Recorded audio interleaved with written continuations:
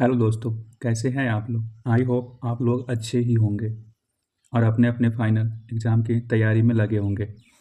अगर आप भी 21 फरवरी को साइंस यानी कि विज्ञान का परीक्षा देने वाले हैं तो ये क्लास जो है आपके लिए बहुत इम्पोर्टेंट है, क्योंकि मैं इस क्लास में आपको 21 फरवरी को फाइनल एग्ज़ाम के लिए साइंस यानी विज्ञान का इम्पोर्टेंट क्वेश्चंस कराने वाला हूँ। तो आपसे रिक्वेस्ट है कि आप इस क्लास को पूरा देखें और लाइक एंड सब्सक्राइब कर दें। तो चलिए शुरू करते हैं।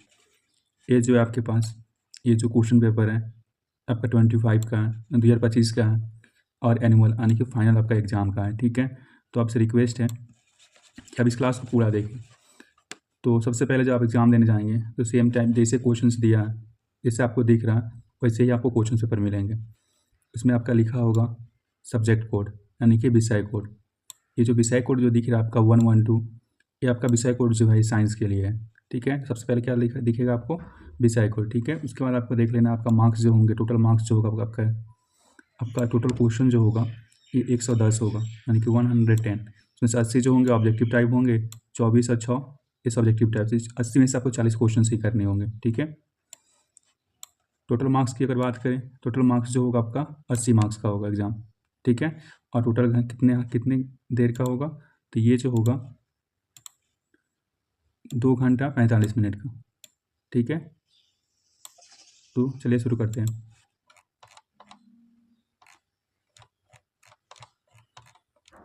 जैसे कि मैंने बताया कि अगर आपका जो मिलेगा ऑब्जेक्टिव 80 ऑब्जेक्टिव क्वेश्चंस मिलेंगे। ठीक है, और इस 80 ऑब्जेक्टिव में से आपको 40 क्वेश्चन ही उत्तर देने हैं। ठीक है, प्रत्येक प्रत्येक प्रश्न के लिए 1 अंक निर्धारित है। ठीक है, प्रत्येक जितने क्वेश्चन आपके सही होंगे सारे क्वेश्चंस के लिए आपको 1 नंबर एक मार्क्स दिए जाएंगे। ठीक है, तो आपको 80 क्वेश्चन ऑब्जेक्टिव में से 40 क्वेश्चन नहीं करने हैं, वही क्वेश्चंस करके आएंगे जो आपको पूरे कॉन्फिडेंस के साथ सही हो।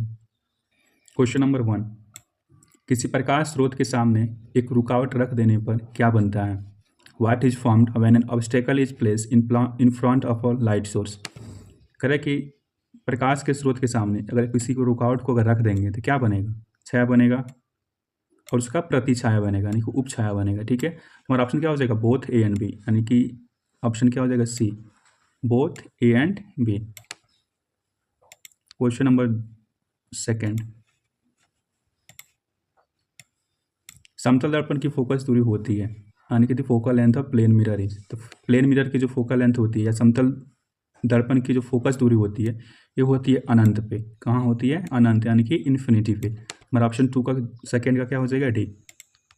3, 1 मीटर फोकस दूरी वाले उत्तर लेंस की क्षमता होगी।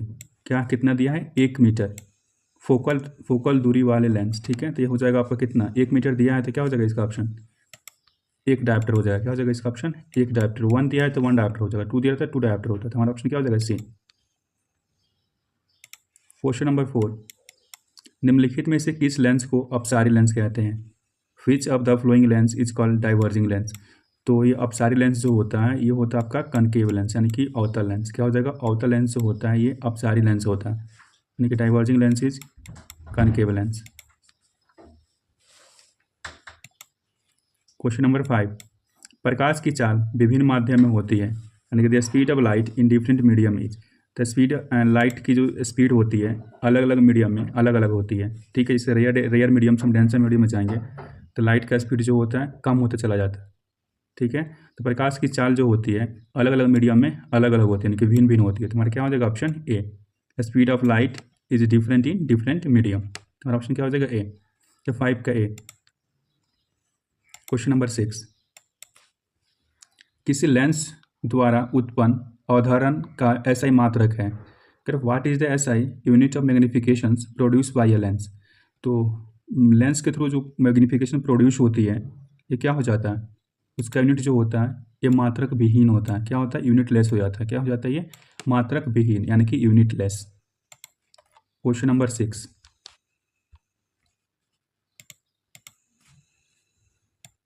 निम्नलिखित में से किसका अप्रवणतांक सबसे अधिक होता है। विच of the flowing has the highest reflective index. तो सबसे ज़्यादा जो रिफ्लेक्टिव इंडेक्स जो होता है ये होता है क्या, डायमंड यानी कि हीरा में। कितना बार पढ़ चुके हैं। सबसे ज़्यादा जो रिफ्लेक्टिव इंडेक्स जो होता है यानी कि अपवर्तनांक जो होता है किस में होता है, डायमंड्स में यानी कि हीरा में। क्वेश्चन नंबर 8, एक अभिसारी लेंस बनाता है एक कन्वर्जिंग लेंस फॉर्म। तो कन्वर्जिंग लेंस क्या क्या फॉर्म कर सकता है बताइए। एक कन्वर्जिंग लेंस जो है ये फॉर्म कर सकता है रियल एंड वर्चुअल इमेज को, रियल भी इमेज को यानी कि कभी बना सकता है आभासी तो कभी वास्तविक प्रतिबिंब बना सकता है। ठीक है, तो एक अभिसारी लेंस जो है क्या क्या बना सकता है, ये कभी अभिसारी यानी कि रियल इमेज एंड क्या वर्चुअल इमेज एंड वास्तविक प्रतिबिंब यानी कि रियल इमेज बना सकता है। तो हमारा ऑप्शन क्या हो जाएगा, सी। तो 8 का क्या हो जाएगा, ऑप्शन सी। क्वेश्चन नंबर 9, आकाश का नीला रंग किसकी परिघटना के परिमाण है। Which phenomena is responsible for the blue colour of sky. तो ये जो स्काई जो होता है ब्लू कलर जो दिखता है किसके कारण दिखता है, तो ये जो आप देखे होंगे ना स्केटरिंग, लाइट जो होता है स्केटर कर जाता है, स्केटरिंग जब करता है ना तो हमारा जो होता है ये ब्लू स्काई जो होता है ब्लू देखने लगता है। ठीक है, तो आपका क्या हो जाएगा स्केटरिंग यानी कि परिकिरण, क्या हो जाएगा परिकिरण। तो 9 का क्या हो जाएगा परिकिरण यानी कि बी। क्वेश्चन नंबर 10, प्रकाश का प्राथमिक वर्ण है। तो प्रकाश का जो प्राथमिक वर्ण है क्या है बताइए। तो ये हो जाता है आपका आर मतलब रेड, जी और बी, ये जो होता है प्रकाश का प्राथमिक वर्ण होता है। ठीक है, तो हमारा ऑप्शन देख लेते हैं, ये लाल यानी कि रेड ये भी सही है, नीला यानी कि ब्लू ये भी सही है, यानी कि ग्रीन ये भी सही है। तो हमारा ऑप्शन क्या हो जाएगा, इनमें से सभी। तब याद रखेंगे प्राथमिक वर्ण जो होता है यानी प्राथमिक कलर जो होता है यानी कि प्राइमरी कलर ऑफ लाइट जो होता है ये RGB होता है। क्या होता है RGB, तो रेड ग्रीन और ब्लू। ठीक है, तो ऑप्शन क्या हो जाएगा हमारा 10 का डी। 10 के बाद 11,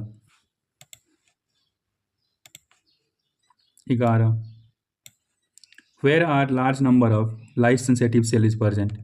विहित संख्या में प्रकाश सुग्रही कोशिका कहाँ होती है। तो लाइट का जो सेंसिटिव सेल जो होता है ये सबसे ज़्यादा जो होता है कहाँ होता है, ये होता है रेटिना में, इसमें होता है रेटिना में। जहाँ हम क्या क्या रेटिना में होता है, और रेटिन ये भी पूछ सकता है कि रेटिना में क्या बनता है, तो रेटिना में क्या बनता है प्रतिबिंब यानी कि इमेज बनता है। ठीक है, तो हमारा ऑप्शन क्या हो जाएगा 11 का सी।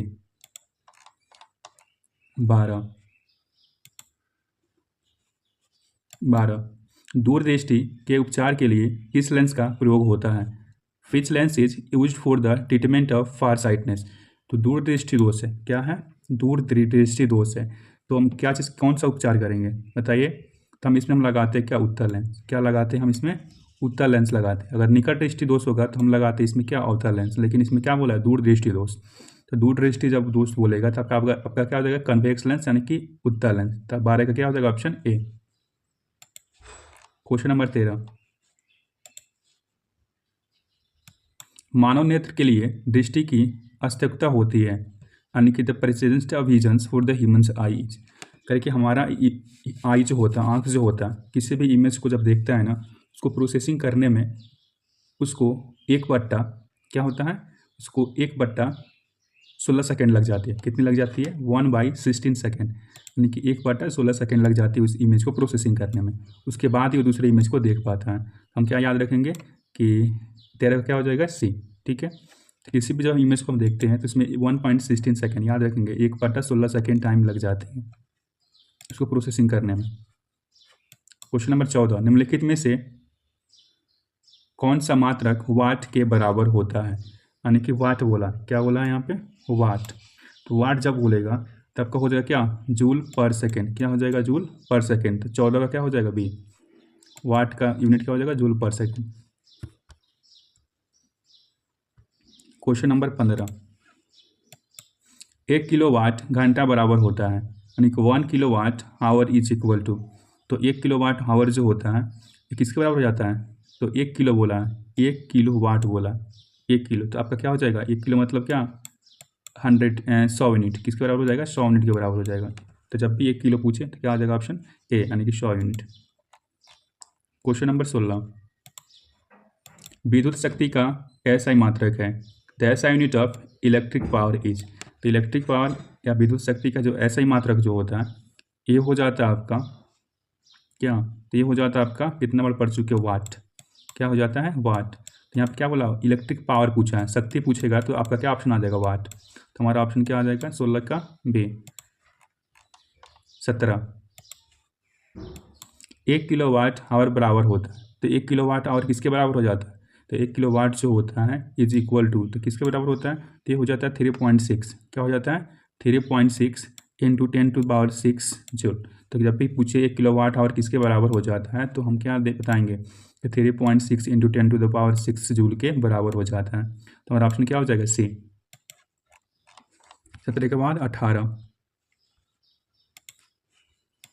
दाएं हाथ के अंगूठे के नियम किसने प्रतिपादित किया था, the propounded the right hand thumb rule किसने दिया था, राइट हैंड थंब रूल जो है किसने दिया था, तो राइट हैंड थंब रूल जो है ये दिया था मैक्सवेल ने। किसने दिया था, मैक्सवेल ने दिया था। कितना बार पूछा गया एग्जाम में, बहुतों बार पूछा गया, और आप भी कितना बार पढ़ चुके हैं कि राइट हैंड थंब रूल्स यानी कि दाएं हाथ की अंगूठी का नियम किसने दिया था, मैक्सवेल ने। तो इसको रट लेंगे, आ भी सकते हैं एग्जाम में। Question number 19, on which principle of electric current does an electric fuse work, विद्युत फ्यूज विद्युत धारा के किस सिद्धांत पे कार्य करता है। तो विद्युत फ्यूज जो होता है किस सिद्धांत पे काम करता है, तो विद्युत फ्यूज जो है ये thermal effect of electric current पे काम करता है। इस पे thermal effect of electric current यानी कि उसमें पे काम करता है। कौन सा, thermal effect of electric current पे ये फ्यूज जो होता है इलेक्ट्रिक फ्यूज वर्क करता है यानी काम करता है। तो इसका क्या हो जाएगा, C. Question number 20, 1 milli ampere बराबर है 1 milli ampere is equal to, तो मिली बोला है, क्या यहाँ पे मिली यानी कि 10⁻³ जब भी पूछे मिली यानी कि 10⁻³ को क्या कर देना है, मिला देना है। क्या कर देना है, मिली यानी कि मिलाना है, कितना 10⁻³ तो हमारा ऑप्शन क्या हो जाएगा 20 का, तो 20 का हो जाएगा क्या, सी। 20 का क्या हो जाएगा, सी। तो क्वेश्चन नंबर 21, प्रतिरोध का मान बढ़ाने के लिए प्रतिरोधों को जोड़ा जाना चाहिए। करिए हमको रेसिस्टेंस बढ़ानी है, ठीक है। तो क्या पूछ रहा है कि to increase the value of resistance यानी कि रेसिस्टेंस के वैल्यू को बढ़ानी है तो रेसिस्टर्स को कहाँ लगानी पड़ेगी, ये पूछा है ना कि अगर रेसिस्टेंस हमको बढ़ानी है तो रेसिस्टर्स को कहाँ लगानी होगी। तो रेसिस्टर्स को हम क्या लगाएंगे, सीरीज में। किस में लगाएंगे, सीरीज में, यानी कि ये हो जाएगा ऑप्शन ए। ऑप्शन क्या हो जाएगा, ए। तो इसका क्या हो जाएगा, श्रेणी क्रम यानी कि ए, सीरीज में। क्वेश्चन नंबर 22, इलेक्ट्रिक हीटर की कुंडली बनाने के लिए किस पदार्थ का प्रयोग करते हैं, which material is used for making the coil of electric heater, यानी कि इलेक्ट्रिक हीटर का हमको कॉइल बनानी है। क्या बनानी है, इलेक्ट्रिक हीटर की कुंडली। तो हम किसका यूज करेंगे, तो हम इसमें यूज करते हैं, तो हम इसमें यूज क्या करते हैं, नाइक्रोम। क्या यूज करते हैं, नाइक्रोम को यूज करते हैं। Nichrome is the material which are used in making the coil of electric heater. और ऑप्शन क्या हो जाएगा 22 का, सी। 22 का क्या हो जाएगा, सी हो जाएगा। क्वेश्चन नंबर 23, ये जो आपका केमिस्ट्री का क्वेश्चन है, निम्नलिखित में से कौन ग्लोबल वार्मिंग के लिए उत्तरदायी है, which among the following is responsible for global warming. तो ग्लोबल वार्मिंग के लिए जो रिस्पॉन्सिबल होता है वो मीथेन होता है, कार्बन डाइऑक्साइड होता है, ये सारे जो होते हैं ग्लोबल वार्मिंग कॉज करते हैं। हमारा ऑप्शन क्या हो जाएगा, डी। तो क्वेश्चन नंबर 23 का क्या हो जाएगा, डी। आपको एक इम्पोर्टेंट इन्फॉर्मेशन देनी थी कि जितने भी बच्चे जो हैं टेंथ के बाद मेडिकल करने वाले हैं यानी कि MBBS की तैयारी करने वाले हैं, MBBS के लिए गवर्नमेंट मेडिकल कॉलेज के लिए, तो सबसे रिक्वेस्ट है आप मेरे चैनल्स को सब्सक्राइब कर लेंगे, क्योंकि मैं भी जो एक कॉलेज में हूँ तो मैं आपको अपने जैसा, मुझे पता है कि आपको क्या बतानी है, क्या समझानी है, तो मैं आपको एक गाइड कर पाऊँगा, ठीक है। तो जितने भी बच्चे हैं, जितने भी बच्चे अगर मेडिकल फील्ड में आने चाहते हैं, जैसे कि नर्सिंग हुआ, पैरामेडिकल हुआ, चाहे MBBS हुआ, तो मैं भी एक कॉलेज में हूँ तो मैं आपको अच्छे से गाइड कर पाऊँगा कि आपको क्या करनी है टेंथ के बाद। फिर टेंथ की जब शुरू करेंगे पढ़ाई तो उसके बाद कैसे कैसे पढ़ना है, तो आप मुझे कमेंट में मैसेज भी कर सकते हैं। कुछ जो भी सवाल आपके पास वो सारे सवाल मुझसे पूछ सकते हैं, मुझसे जितना हो पाएगा मैं आपको जवाब दूंगा, ठीक है।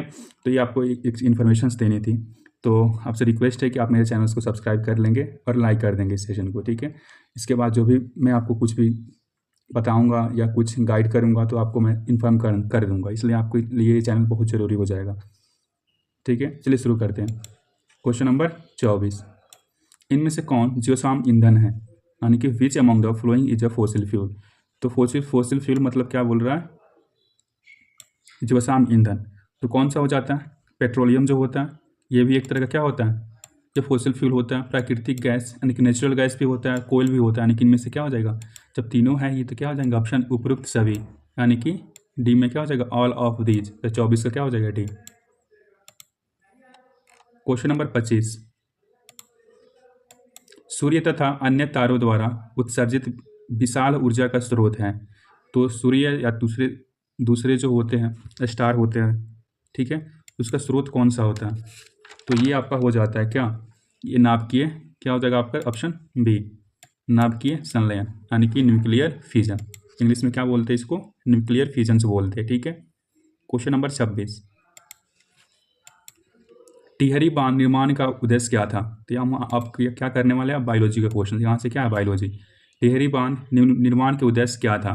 तो what was the purpose of construction of the Tehri dam. तो टिहरी डैम का जो पर्पस जो था आपको ये था कि भूमि की सिंचाई, यानी कि भूमि की सिंचाई करने के लिए इस्तेमाल करना, बिजली को उससे उत्पादन करना और जल की आपूर्ति करना। तो हमारा क्या हो जाएगा इसमें से, इनमें से सभी। तो 26 का क्या हो जाएगा डी, यानी कि लैंड इरीगेशन, इलेक्ट्रिसिटी जनरेशन और water supply, all of this हो जाएंगे। क्वेश्चन नंबर 27, क्वेश्चन नंबर 27, खिलौने में किस सेल का उपयोग होता है, which cell is use in toy. कभी जो हम खिलौने बनाते हैं छोटे छोटे, उसमें कौन सा सेल का यूज़ करते हैं, यानी कौन सी बैटरी का यूज करते हैं। तो उसमें जो होता है एक तरह का ड्राई सेल होता है, क्या होता है सूखा सेल होता है। तो जब भी पूछे कि टॉयज यानी खिलौने में कौन सा सेल इस्तेमाल होता है, तो ये आपका ड्राई सेल होता है, यानी कि ये आपके आगे भी काम करेगा। जनरल कॉम्पिटिशन के ऊपर कोई बच्चे तैयारी कर रहे होंगे, ये क्वेश्चन पूछ सकता है। तो हमारा ऑप्शन क्या हो जाता है 27 का सी। क्वेश्चन नंबर 28, जल में विद्युत उपघटनों में कैथोड पर कौन सी गैस मुक्त होती है, यानी कि which gas is liberated at the cathode during the electrolysis in the water. तो कौन सी गैस रिलीज होती है बताइए। तो आपका जो होता है ये हाइड्रोजन गैस जो होता है, ये हाइड्रोजन गैस क्या होता है, रिलीज होता है, ठीक है। तो लिबरेट यानी कि लिबरेट मतलब बाहर निकलना, तो कौन सा गैस निकलता है, तो ये आपका होता है हाइड्रोजन। तो 28 का क्या हो जाएगा सी। क्वेश्चन नंबर 29, ये केमिस्ट्री का क्वेश्चन है आपका। नीचे दी गई अभिक्रिया के संबंध में कौन सा कथन सत्य है, which statement is true regarding the reactions given below, ठीक है। तो आप देख लीजिए यहाँ पे क्या है ZNO। आप ऑक्सीडेशन और रिडक्शंस के बारे में कुछ तो पढ़े होंगे ना, ठीक है। तो ऑक्सीडेशन और रिडक्शंस के बारे में आप जानते होंगे। आपको क्या करना है, ऑक्सीडेशंस का मतलब क्या होता है। तो ऑक्सीडेशंस का मतलब होता है addition of oxygen and removal of hydrogen.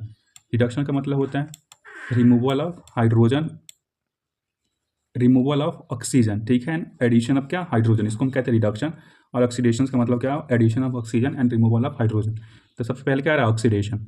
तो ऑक्सीडेशन में मतलब वो आ रहा है ना, यानी कि इसमें ऑक्सीजन का क्या हो जाएगा एडिशन, ठीक है, और हाइड्रोजन का क्या हो जाएगा रिडक्शन। तो देख लेते हैं हम, ZNO इज बीइंग ऑक्सीडाइज। कर यहाँ पे ZNO जो है क्या हो रहा है, ऑक्सीडाइज हो रहा है नहीं, यहाँ तो ऑक्सीजन तो यहाँ से बाहर हो गया है, तो क्या हो रहा है रिड्यूस हो रहा है। तो हमारा ऑप्शन क्या हो जाएगा ये ए गलत। Question B, carbon is being reduce. Carbon जो है रिड्यूस हो रहा है, यहाँ पे कार्बन जो है यहाँ पे क्या हो रहा है ऐड हो रहा है यहाँ पे ऑक्सीजन, तो ये ऑक्सीडाइज हो रहा है ना, तो ये भी हमारा ऑप्शन क्या हो जाएगा गलत। कार्बन इज बीइंग ऑक्सीडाइज, हाँ कार्बन जो है यहाँ पे सी है, यहाँ पे क्या आ गया ऑक्सीजन छूट गया, यानी कि क्या होगा इसमें हो गया ऑक्सीडेशन, ये हो गया ऑक्सीडाइज। तो क्या हो जाएगा हमारा ऑप्शन सी। तो 29 का क्या हो जाएगा सी। अब याद रखेंगे ऑक्सीडेशन का मतलब होता है एडिशन ऑफ ऑक्सीजन और रिमूवल ऑफ हाइड्रोजन, और रिडक्शन का मतलब होता है removal of hydrogen and removal of oxygen and addition of hydrogen. Question number 30, which of the following gas is formed as a result of reaction of zinc and dilute hydrochloric acid. Zinc and dilute chloro क्या है, zinc है, zinc को किससे reaction कराएंगे, dilute क्या HCl से, तो क्या बनेगा डाइल्यूट HCl से हम जब रिएक्शंस कराएंगे तो क्या बनेगा। तो आपका जो है क्या रिलीज हो, तो आपका जो है H2 जो होगा, इसमें H2 जो होगा रिलीज हो जाएगा, क्योंकि Z जो है ये ZnCl लेके बाहर निकल जाएगा, ठीक है। और बच जाएगा क्या, H2। क्या बच जाएगा आपका, H2। तुम्हारा ऑप्शन क्या हो जाएंगे, ऑप्शन बी। क्वेश्चन नंबर 30, निम्नलिखित में से कौन गैस चूना जल को दूधिये कर देता है। यानी कि बोला है कि निम्नलिखित में से कौन सा गैस जो है चूना जल को, कौन सा जल को, चूना जल को दूधिये कर देता है। यानी कि विच of the flowing gas turns lime water milky. तो लाइम वाटर को मिल्की कौन कर देता है, कौन सा गैस, तो आप कितने बार पढ़ चुके हैं, कौन सा गैस है, तो कार्बन डाइऑक्साइड जो होता है, क्या होता है, कार्बन डाइऑक्साइड जो होता है ये लाइम वाटर को मिल्की कर देता है। क्या कर देता है, लाइम वाटर को क्या कर देता है, मिल्की कर देता है, ये दूधिये कर देता है। तो 31 का हो जाएगा आपका बी। क्वेश्चन नंबर 32, ये तो बहुत इंपॉर्टेंट है, आपका एग्जाम में आएगा ही आ गया है। निम्नलिखित में से कौन बूझा हुआ चूना है, यानी कि सेलेक्ट लाइम कौन है। सेलेक्ट लाइम कौन सा होता है, तो सेलेक्ट लाइम जो होता है ये आपका कैल्शियम हाइड्रोक्साइड CaOH का होल ट्वाइस, क्या है, CaOH का होल ट्वाइस, ये जो होता है आपका सेलेक्ट लाइम होता है, ठीक है, यानी कि बूझा हुआ चूना होता है। तो हमारा ऑप्शन क्या हो जाएगा, 32 का सी। तो 32 से क्या याद रखेंगे, सी। तो बूझा हुआ चूना किसे कहते हैं, कैल्शियम हाइड्रोक्साइड CaOH का होल ट्वाइस। क्वेश्चन नंबर 33, दांत मंजन प्राय होता है तो टूथपेस्ट ही जनरली, तो टूथपेस्ट जो होता है क्या होता है, अम्लीय होता है, एसिडिक इन नेचर्स होते हैं। कैसे होते हैं, एसिडिक इन नेचर्स होते हैं, यानी कि कैसे होते हैं, एसिडिक नहीं होते हैं। टूथपेस्ट एसिडिक होते नहीं, ये गलत है, एसिडिक होता है तो दांत झड़ जाता है, एसिडिक नहीं होते, ये होते हैं अल्कलाइन होते हैं, कैसे, क्षारीय होते हैं। और ऑप्शन क्या हो जाएगा, 33 का सी। 33 का क्या हो जाएगा, सी, क्षारीय। 34, नींबू में कौन सा अम्ल होता है, तो which is present in the lemon. तो एक चीज़ आप याद रखेंगे, जितने भी खट्टे चीज़ होते हैं, सब में क्या पाया जाता है, सिट्रिक एसिड। जितने भी खट्टे चीज़ लगे आपको, जो भी आप खाते हैं उसमें और खाने के बाद आपको खट्टा लगे, इसमें सब में क्या पाया जाता है, सिट्रिक एसिड पाया जाता है। क्या पाया जाता है, सिट्रिक एसिड पाया जाता है। तो 34 का क्या हो जाएगा, ए। 35, मिल्क ऑफ मैग्नीशिया का pH मान होता है, तो मिल्क ऑफ मैग्नीशिया का pH मान कितना होता है, तो pH वैल्यू जो होता है मिल्क ऑफ मैग्नीशिया का, ये हो जाता है आपका 10.5। क्या हो जाता है, 10.5। तब इसको रट लेंगे, तो मिल्क ऑफ मैग्नीशिया का जो pH मान जो होता है ये 10.5 होता है। क्वेश्चन नंबर 36, सारे क्वेश्चन केमिस्ट्री कर रहे हैं अभी तक, पहले फिजिक्स का किया, अब केमिस्ट्री। जस्टा का अयस्क है, यानी कि ओर ऑफ जिंक इज, तो जिंक का जो ओर होता है, जस्ता का जो अयस्क होता है ये हो जाता है क्या, तो जिंक ब्लेड। क्या हो जाता है आपका, ये जिंक ब्लेड जो होता है ये हो जाता है आपका क्या, ओर ऑफ जिंक। तो जिंक जैसे यहाँ ओर ऑफ जिंक, तो जिंक लिखा है ना, जिंक, क्या हो जाएगा, जिंक ब्लेड। तो इसे याद रख लेंगे आप। क्वेश्चन नंबर 37, धातु जो सिर्फ अम्ल राज में घुलता है वह है, यानी कौन सा धातु जो है वो सिर्फ एक्वा रेजिया में ही घुलता है। तो एक्वा रेजिया में जो घुलता है ये होता है गोल्ड, यानी कि एयू मतलब क्या, गोल्ड। गोल्ड जो होता है ये कहाँ, एक्वा रेजिया में क्या करता है, घुलता है। तो 37 का क्या याद रखेंगे, से। क्वेश्चन नंबर 38, निम्नलिखित में से कौन आयनिक यौगिक नहीं है, यानी कि विच of the following is not a ionic compound. क्या पूछा है, आयोनिक कंपाउंड्स पूछा है। तो आयनिक कंपाउंड्स कौन सा नहीं है, ये जो आपका आयनिक कंपाउंड्स होता है 38 का, ये जो होता है ये भी होता है K+ और ये Cl-, तो ये भी एक तरह का आयनिक कंपाउंड है। HCN, यानी कि H+ और Cn-, तो ये भी आयनिक कंपाउंड्स हैं। लेकिन CO2 जो होता है ये जो होता है आपका कोवैलेंट कंपाउंड होता है। CO2 जो होता है क्या होता है, कोवैलेंट कंपाउंड होता है। तो ये जो आपका आयनिक यौगिक नहीं है, तो कौन हो जाएगा, CO2। जिसके ऊपर चार्ज आ जाए ना तो सारे के सारे क्या होते हैं, आयनिक कंपाउंड होते हैं। हीलियम गैस है, तो हीलियम गैस क्या होता है, कितना बार पढ़ चुकी है, अक्रिय होता है, यानी क्या होता है, इनर्ट होता है। तो हीलियम गैस कहाँ पाया जाता है, सबसे लास्ट में 18 ग्रुप में, 18 ग्रुप में, जो क्या होता है, एक तरह का नोबल गैस भी कहते हैं इसको। क्या कहते हैं, नोबल गैस भी कहते हैं। और किसी भी रिएक्शन में पार्टिसिपेट नहीं करता, यानी किसी से भी रिएक्ट नहीं करता। क्वेश्चन नंबर 40, सबसे कठोर प्राकृतिक पदार्थ है, the hardest natural substance is. सबसे ज़्यादा हार्डेस्ट जो नेचुरल सबस्टांस जो होता है ये आपका होता है क्या, कितना बार बढ़ चुके हैं, हीरा, यानी कि गोल्ड। क्या होता है, गोल्ड जो होता है, यानी हीरा जो होता है सबसे कठोर होता है, ठीक है, तो हमारा ऑप्शन हो जाएगा 40 का डी। 41 बेंजीन का अणु सूत्र है, यानी कि मोलिकुलर फार्मूला ऑफ बेंजीन।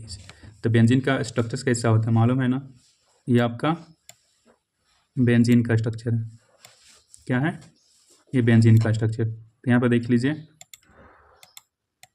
यहाँ पे क्या है? एक कार्बन, यहाँ पे क्या? एक कार्बन, 2 कार्बन हुआ, यहाँ पे क्या? एक कार्बन, 3 कार्बन हुआ, यहाँ पे क्या? एक कार्बन, 4, यहाँ पे क्या? एक 5, और यहाँ पे क्या? एक 6। यानी कि एक बेंजीन का रिंग या बेंजीन का स्ट्रक्चर्स में क्या होता है? 6 कार्बन होते हैं। तो 6 कार्बन किस में है? इसमें है। और 6 कार्बन जो होते हैं, और यहाँ पे क्या होता है? 6 हाइड्रोजन भी होते हैं। तो C6H6 क्या हो जाएंगे? C6H6। ठीक है, और ऑप्शन क्या हो जाएगा? डी। तो 41 का ऑप्शन क्या हो जाएंगे? डी हो जाएंगे। 42 हाइड्रोजन के 2 परमाणुओं के बीच कौन संबंध बनते हैं? करें कि ये जो हाइड्रोजन है, क्या है? हाइड्रोजन है। ठीक है, तो आप जानते हैं ना हाइड्रोजन के पास कितने होते हैं? एक ही इलेक्ट्रॉन होता है। इसके पास भी एक इलेक्ट्रॉन, इसके पास भी एक इलेक्ट्रॉन। और एक बॉन्ड को बनाने में 2 इलेक्ट्रॉन पार्टिसिपेट करते हैं। एक बॉन्ड जो बनता है इसमें 2 इलेक्ट्रॉन होते हैं, यानी एक बॉन्ड को तोड़ेंगे 2 इलेक्ट्रॉन रिलीज होंगे। ठीक है, तो एक बॉन्ड को बनाने में 2 इलेक्ट्रॉन लगते थे। यहाँ पे क्या है? 2। यहाँ पे क्या हो जाएगा? एक ही बॉन्ड बनाएगा ना, 2 ही इलेक्ट्रॉन है इसके पास, तो क्या हो जाएगा? एक बॉन्ड बनाएगा। तो क्या हो जाएगा? Single bond.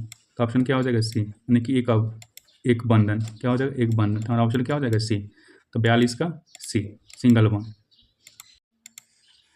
43 चूना जल का रासायनिक नाम है। तो चूना जल का रासायनिक नाम क्या होता है बताइए? चूना जल का जो रासायनिक नाम होता है ये कैल्शियम हाइड्रोक्साइड। क्या हो जाता है? कैल्शियम हाइड्रोक्साइड जो होता है ये चूना जल का। The chemical name of lime water is. तो क्या हो जाएगा? Calcium hydroxide. तो हमारा क्या हो जाएंगे?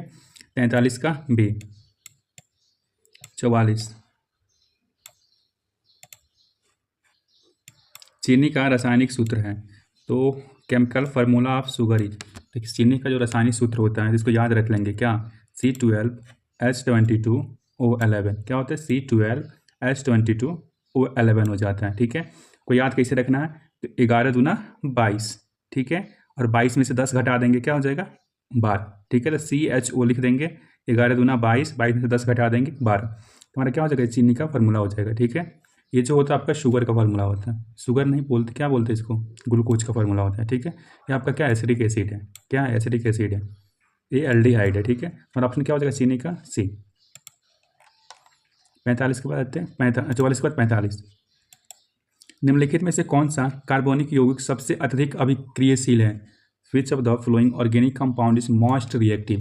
तो जिसके अंदर डबल बॉन्ड होंगे, जिसके अंदर ट्रिपल बॉन्ड होंगे, यानी कि जो अनसैचुरेटेड कंपाउंड्स होंगे वो ज़्यादा रिएक्टिव होंगे। ठीक है, यानी कि ज़्यादा अभिक्रियशील होंगे, यानी कि रिएक्टिव होंगे। ठीक है, तो ये आप देख लेते हैं option.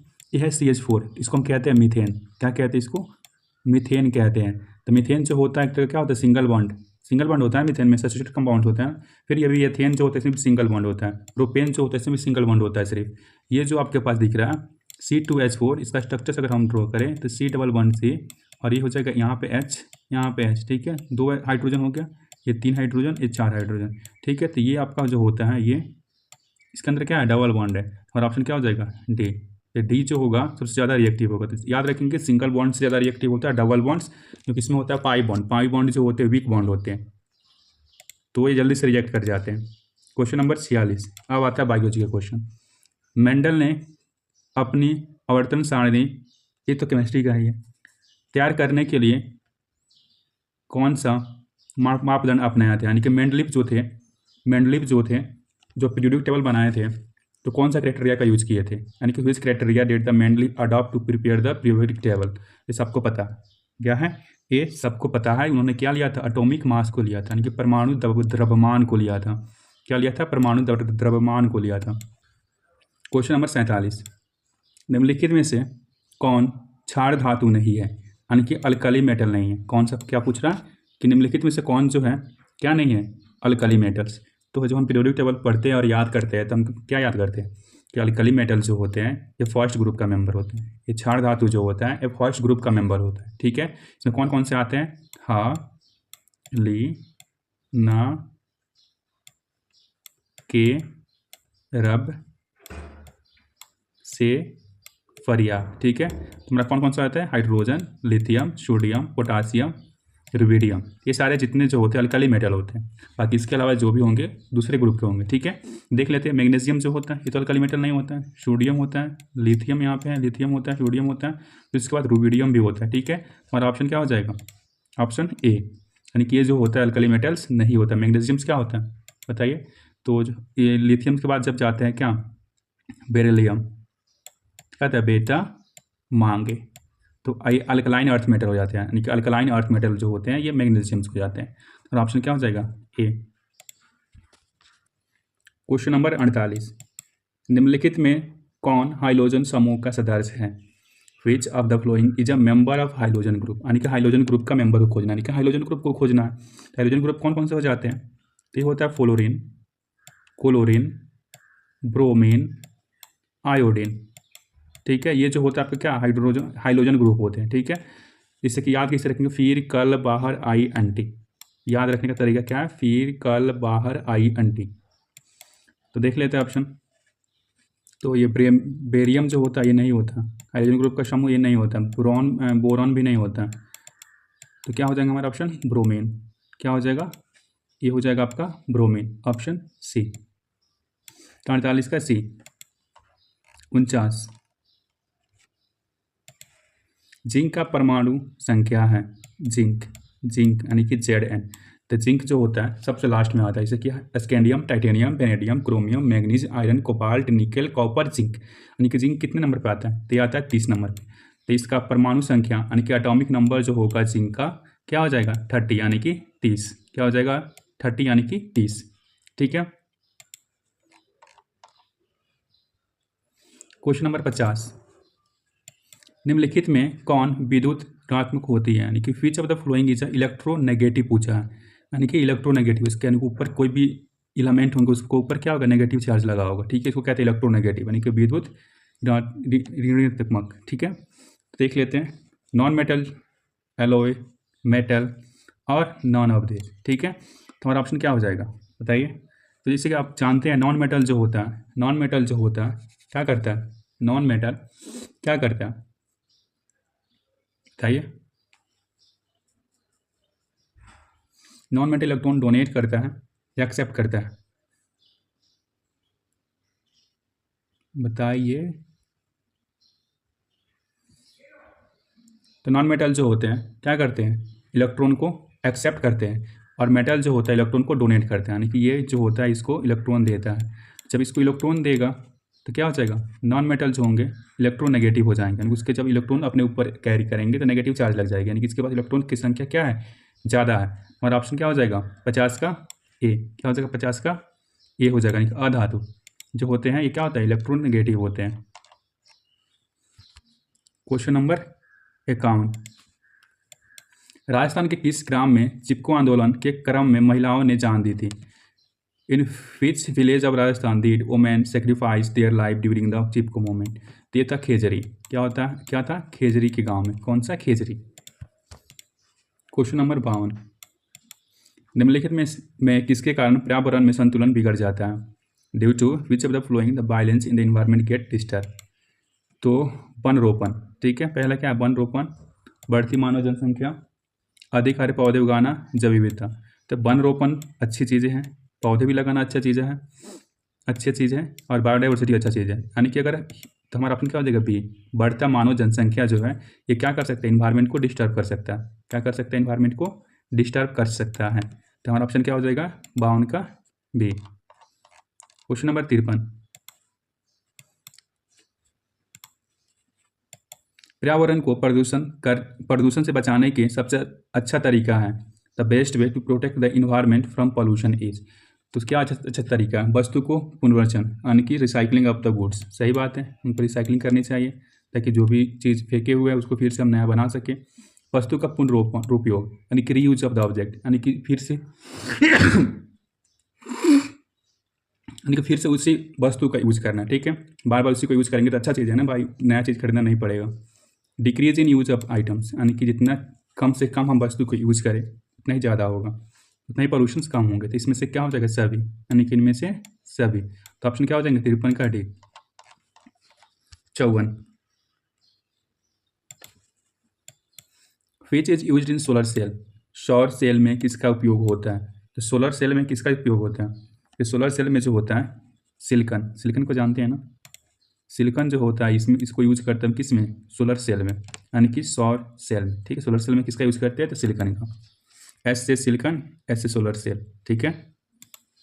Question number 55, which of the following is mainly है बायोगैस। तो निम्नलिखित में से कौन जो है क्या है? बायोगैस है। तो हम बताए थे ना पहले क्या कि मीथेन, कार्बन डाइऑक्साइड, ये सब के सब जो होते हैं एक तरह का बायोगैस होते हैं। और बायोगैस जो होता है क्या होता है? बायोगैस होता है। तो हमारा क्या हो जाएगा? हमारा ऑप्शन 55 का बी क्या हो जाएगा? मीथेन। 55 का क्या हो जाएगा? बी, यानी कि मीथेन। 56, मनुष्य के दांत की सबसे ऊपरी परत होती है, सबसे ऊपर का पार्ट जो होता है, यानी upper layer of human teeth क्या होता है? ये होता है सबसे ऊपर का पार्ट जो होता है, ये होता है इनमेल होता है। क्या कहते हैं इसको? इनामेल कहते हैं। सबसे ऊपर पार्ट क्या होता है? Enamel, enamel. ठीक है। जठर ग्रंथि पाई जाती है, यानी कि पिट्यूटरी ग्लैंड्स कहाँ पाई जाती है? पिट्यूटरी ग्लैंड्स नहीं, पिट्यूटरी ग्लैंड्स की बात नहीं कर रहा है, इसकी बात कर रहा है। चाहिए जठर ग्लैंड्स क्या मतलब? Gastric glands. हाँ, गैस्ट्रिक ग्लैंड्स। तो गैस्ट्रिक ग्लैंड्स जो होते हैं कहाँ पाया जाता है? स्टोमक में, यानी कि अमाशय में। क्या? अमाशय में, यानी कहाँ पाया जाता है? स्टोमक में। तो गैस्ट्रिक ग्लैंड जो होता है आर फाउंड इन कहाँ? Stomach. 58, which of the flowing help in digestion of the fat. अगर फैट को डाइजेशन करनी है तो क्या यूज करेंगे? तो लाइपेज का यूज करेंगे। क्या यूज करेंगे? फैट का। लाइपेज होता है फैट का डाइजेशन करने, किसकी? फैट का, वसा का। तो हम इसमें क्या यूज करते हैं? क्या? टाइलिन। नहीं, क्या लाइपेज? लाइपेज बोले थे ना। तो हाँ, फैट का डाइजेशन करनी है तो इसको हम क्या यूज करते हैं? लाइपेज यूज करेंगे। फैट का डाइजेशन करेंगे यानी कि लाइपेज। लाइपेज क्या होता है? फैटी एसिड होता है ना, क्या यूज करेंगे? लाइपेज। क्वेश्चन नंबर 59, पित्त रस का रंग होता है, यानी कि colour of bile juice is. तो बाइल जूस का कलर कैसा होता है? तो ये होता है आपका ग्रीनिश येलो। कैसा होता है? Greenish yellow. यानी सबसे पहले क्या आ रहा है? ग्रीन आ रहा है ना, तो ये हो जाएगा आपका ग्रीन कलर का। बाइल जो होता है कितना बार देखेंगे? मछलियों को देखे होंगे ना, पित्त की थैली। तो क्या होता है? पित्त ग्रीन। पित्त की थैली कैसा होता है? ग्रीन। पौधे में श्वसन होता है, respiration takes place in plant. तो रेस्पायरेशन जो होता है प्लांट्स में कहाँ होता है? तो ये होता है पत्तियों में। किसमें होता है? इन लीव्स, यानी कि लीफ मतलब पत्तियों में। Respiration take place in plant, पत्तियों में यानी कि लीफ में। क्वेश्चन नंबर 61, हरे पौधे रात्रि में किस गैस को निष्क्रिय करते हैं? तो हरे पौधे जो होते हैं रात में CO2 निकालते हैं। क्या निकालते हैं? CO2 निकालते हैं। Question number 62, how many ATP are produce as a result of fermentation. तो जब फर्मेंटेशन बोलेगा तो इसमें 2 ATP बाहर निकलते हैं। फर्मेंटेशन बोलेगा तो 2 ATP, क्योंकि फर्मेंटेशन जब करते हैं तो हम एनएरोबिक कंडीशन देते हैं। क्या देते हैं? एनएरोबिक कंडीशन देते हैं, ऑक्सीजन को सप्लाई नहीं करते। तो हमारा ऑप्शन क्या हो जाएगा? 62 का ए एंड बी। 63, समान डिस्टोलिक रक्तदाब होता है, नॉर्मल डायस्टोलिक ब्लड प्रेशर। जब ब्लड प्रेशर की बात आती है तो हम क्या लिखते हैं? 120/80। तो ऊपर वाला जो होता है ये होता है सिस्टोलिक। क्या होता है? होता है सिस्टोलिक। नीचे वाला जो होता है क्या होता है? डायस्टोलिक। तो क्या पूछे यहाँ पे? डायस्टोलिक रद्दाब। तो क्या हो जाएगा हमारा? 80। क्या हो जाएगा? ये 80। तो ऑप्शन क्या हो जाएंगे? 80, 80 mm Hg। तो 63 का क्या हो जाएगा? A. 64, in which organ does transpiration take place in the plant. क्या पूछा? पौधे में वार्षिक उत्सर्जन। ठीक है, तो पौधे में जो उत्सर्जन होता है ज़्यादा करके पत्तियों में। कहाँ? लीव्स में। तो ट्रांसपायरेशन किस में होते हैं? इन द लीव्स, यानी कि पत्तियों में। क्वेश्चन नंबर 65, अस्थि क्या है? What is bone. तो हड्डी क्या होती है? तो हड्डी जो होती है एक तरह का ऊतक होती है, यानी क्या होती है? टिश्यू होती है। तो bone is a connective tissue. Bone पढ़े होंगे ना, बोन जो होता है एक तरह का क्या होता है? कनेक्टिव टिश्यू होता है। तो 65 का क्या हो जाएगा? सी। 66, पादप में अपशिष्ट संचित होते हैं, यानी कि plant waste are storing. Correct, plant में जो स्टोर होते हैं, जो वेस्ट हो जाते हैं तो कहाँ स्टोर किया जाता है? तो बार्क जो होता है, छाल जो होते हैं ना, वो क्या होता है? एक तरह का वेस्ट मटेरियल होता है। किसका? प्लांट का। तो हमारा ऑप्शन क्या हो जाएगा? ए। 66 का ए। 67, the structural and functional unit of the kidney is. तो किडनी का जो स्ट्रक्चर एंड फंक्शनल यूनिट जो होता है नेफ्रॉन। क्या हो जाता है? नेफ्रॉन। तो नेफ्रॉन जो होता है तो हमारा ऑप्शन क्या हो जाएगा? 67 का सी। क्या हो जाएगा? 67 का सी। क्या हो जाएगा? नेफ्रॉन। तो नेफ्रॉन जो होता है स्ट्रक्चरल फंक्शनल यूनिट होता है किसका? किडनी का। क्वेश्चन नंबर 68, पौधे के उत्सर्जित पदार्थ हैं। तो उत्सर्जित पदार्थ टेनिन भी होता है, रेजिन भी होता है और गंध भी होता है। ठीक है, तो इनमें से क्या हो जाएंगे सभी, ऑल ऑफ दीज। तो 68 का D. The excretory substance of plant is the tannin भी, रेजिन भी और लैब। तो इसमें क्या हो जाएगा, ऑल ऑफ दीज, सारे के सारे जो है क्या एक तरह का प्लांट का एक्सक्रेटरी प्रोडक्ट है। तो ऑप्शन 68 का D. 69, the main centre of memory is, करें कि मेमोरी का जो मेन सेंटर केंद्र कौन सा होता है। तो मेमोरी का जो मेन केंद्र होता है ये कौन सा होता है, तो होता है सेरिबेरम। क्या हो जाता है आपका, सेरिबेरम जो होता है इसी के अंदर में मेमोरी होता है। Question number 70, the downwards growth of the roots is, करें कि जो भी रूट्स जो होता है नीचे की तरफ जाता है, कहाँ बोल रहा है, डाउनवर्ड्स। ये रूट्स की जो ग्रो हो रही है, रूट्स कहाँ, करें कि रूट्स जो होता है कहाँ ग्रो करता है, जड़ जो होता है कहाँ जाता है, नीचे की तरफ जाता है ना, नीचे की तरफ जाता है। इसको हम क्या कहते हैं, जियोट्रोफीज, यानी गुरुत्व निवर्तन। ठीक है, तो क्या हो जाएगा हमारा ऑप्शन 70 का डी। 70 का क्या हो जाएगा, डी। 71, एस्ट्रोजन स्रुत होता है, यानी कि oestrogen is secreted by, oestrogen कहाँ सिक्रेट होता है। तो एस्ट्रोजन जो होता है, एस्ट्रोजन जो होता है टेस्टिस से होता है, नहीं, टेस्टिस तो टेस्टिस से तो टेस्टोस्टेरोन रिलीज होता है, थायराइड से नहीं। तो क्या होता है, ओवरी से जो होता है, ओवरी यानी कि अंडाशय से जो होता है ये एस्ट्रोजन बाहर निकलता है। अंडाशय ही तो जो है फीमेल की रिप्रोडक्टिव सिस्टम का part. 72, self pollination occur in which of the flowing plant, self pollination किस में होता है, सेल्फ पोलिनेशन इसी में होगा जिसके पास दोनों फ्लावर होंगे, यानी कि बाइसेक्सुअल फ्लावर, यानी कि अवायलिंग। क्या हो जाएंगे, अवायलिंग। तो जब भी पूछेगा सेल्फ पोलिनेशन तो हमको याद रखनी है क्या, अवायलिंग, क्या अवायलिंग, यानी कि बाइसेक्सुअल। क्वेश्चन नंबर 73, गर्भाशय के किस भाग में भ्रूण विकसित होता है, in which part of the uterus does embryo develop, तो एम्ब्रियो कहाँ डेवलप होता है, तो ये जो होता है फंडस रीजन में। कौन से रीजन में, फंडस पार्ट्स में। फंडस पार्ट्स में जो होता है प्लेसेंटा जैसे जाके ज्वाइन बंध जाता है और वहीं पे उसको क्या होता है, ग्रोथ होता है। तो हमारे क्या हो जाएगा 73 का B. 74, which of the flowing part is found only in the male genitalia, निम्नलिखित में से कौन सा भाग केवल पुरुष जननों में पाया जाता है, यानी कि मेल में। लेबिया माइनोरा फीमेल में पाया जाता है, मैच्योर फोलिकल फीमेल में पाया जाता है, फिलिपियन ट्यूब फीमेल में पाया जाता है। ये वास्ट डिफरेंस जो होता है ये मेल में पाया जाता है। क्या इसमें पाया जाता है, मेल में पाया जाता है, क्या शुक्रवाहिका, क्या शुक्रवाहिका। तो 74 क्या हो जाएगा डी। 75, अनुवांशिकता का पिता किसे कहते हैं, यानी कि फादर ऑफ जेनेटिक्स किसे कहते हैं, तो इसको हम कहते हैं ग्रेगर जॉन मेंडल को हम क्या कहते हैं, father of genetics. Father of genetics कौन है, ग्रेगर जॉन मेंडल। तो 75 का क्या हो जाएगा बी। 76, मेंडल किस देश में ईसाइयों के एक मठ में पादरी थे, तो मेंडल जो थे किस देश में, तो ऑस्ट्रिया, किसमें थे, ऑस्ट्रिया में थे, किसमें, ऑस्ट्रिया के देश में। ठीक है, तो Mendel was priest of a Christian monastery of which country, तो ऑप्शन क्या हो जाएगा बी, ऑस्ट्रिया।